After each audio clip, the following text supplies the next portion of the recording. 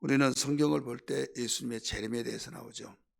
이 재림을 얼마만큼 사모하느냐에 따라서 많은 사람이 신앙에 깨어 있을 수 있고, 재림을 망각하고 재림신앙에서 해제가 되어진 사람은 소망이 이 땅의 소망만 있는 겁니다. 왜 이 땅의 소망만 있냐? 이 땅의 소망은 누구나 다 가지고 있죠. 그래서 좀 더 나은 생활, 좀 더 내가 바라고 있는 소원, 성취가 이루어지기를 위해서 계속 열심히 일을 하죠. 그럴 때 한 단계 한 단계 그대로 되어질 때 깊은 감격, 더 많이 이렇게 하는데, 우리 주님은 하늘의 소망을 가지고 살라는 거죠. 천국 소망.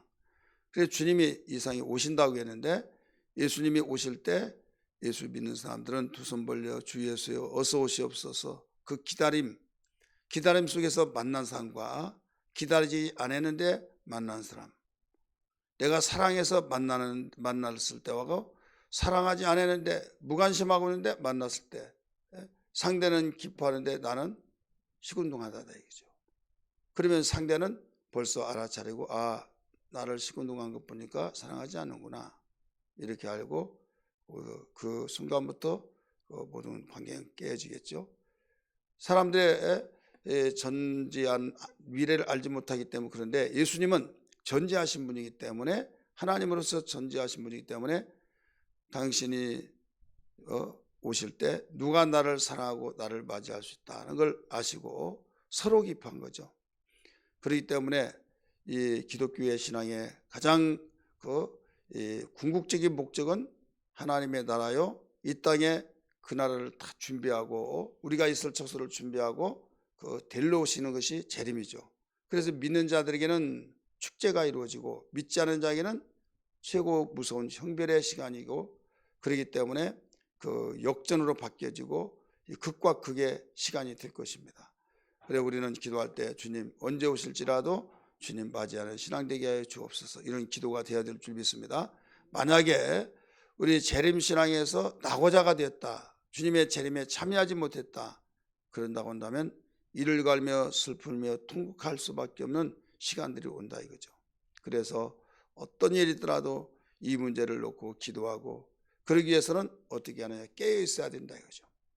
예수님이 재림할 때 다 각인이 본다 이렇게 말씀하고 있죠. 그리고 오늘 본문에서는 보리라 이렇게 말씀하셨어요. 우리 26절 보세요. 그때에 인자가 구름을 타고 큰 권능과 영광으로 오는 것을 사람들이 보리라. 사람들이 보리라. 그래서 반드시 보게 되는데, 나는 보게 될 것인지 나는 보지 못하게 될 것인지, 보는 자는 최고의 영광의 축복의 자리에 앉게 되고 보지 못한 자는 비극의 그 시간이 되어질 것이다 이거죠. 예수님은 오늘 그 짤막한 이 네 구절을 통해서 우리에게 신앙의 가장 핵심적인 이 세상에서 아무리 부와 영화를 누리고 권력을 누렸다 할지라도 예수님 믿지 않거나 또 믿었다고 하는데도 주님은 나를 모른다 한다고 한다면 이것은 문제가 아닐 수 없죠.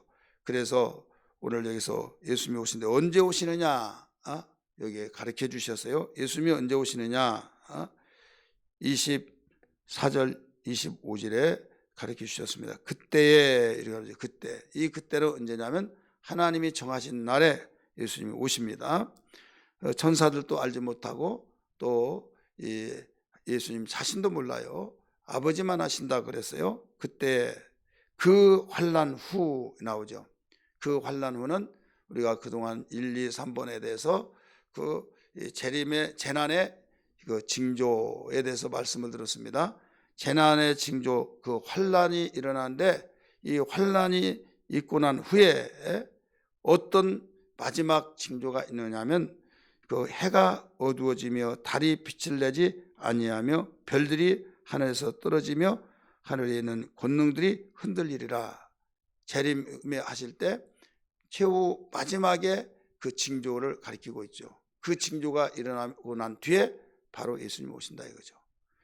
재난, 이 환란이 끝나고 난 뒤에 이상의 그 무시무시한, 우리가 이전에 어제 아침에 봤지만은 그 예수님이 어떤 환란이 있다고 그랬어요?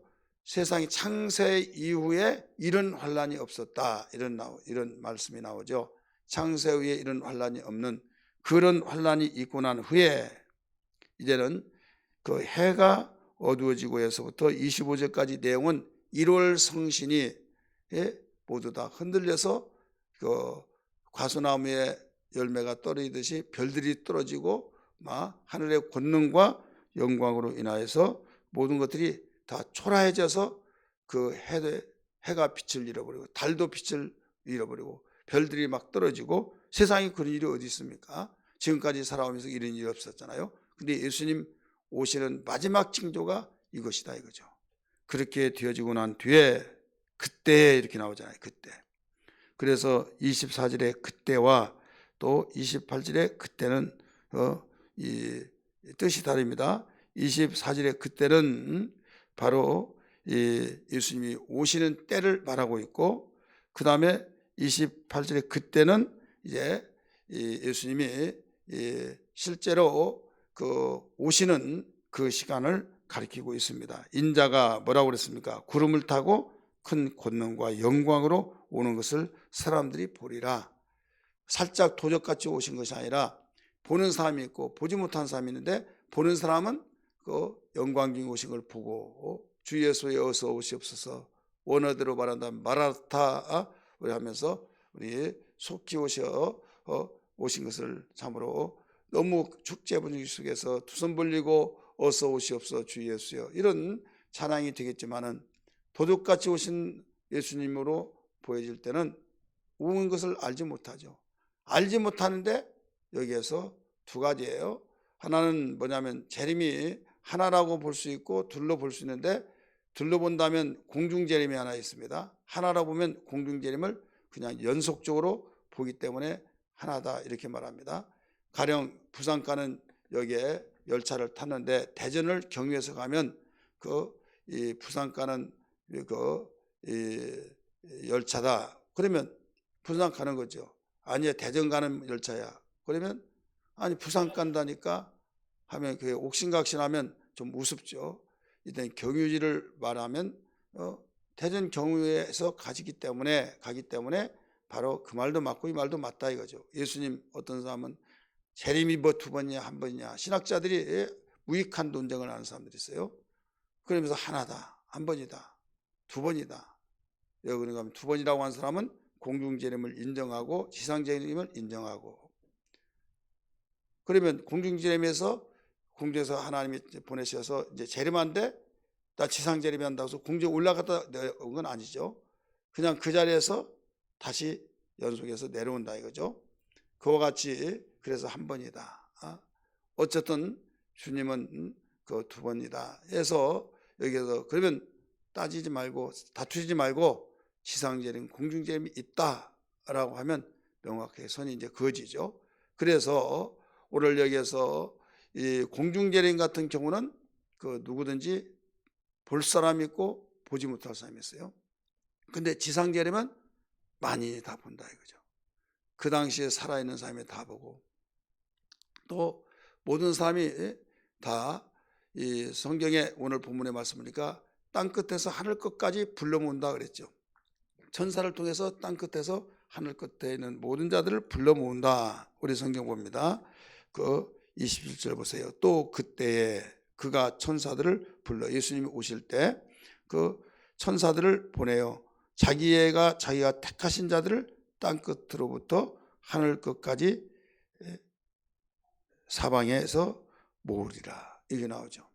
이건 뭐냐면 땅 끝에 그 다음에 하늘 끝까지, 여기는 하늘은 공중하늘, 궁창하늘, 그 다음에 해분 신들의 하늘이죠. 그 낙원에 있는 자들도 다 모은다 이거죠.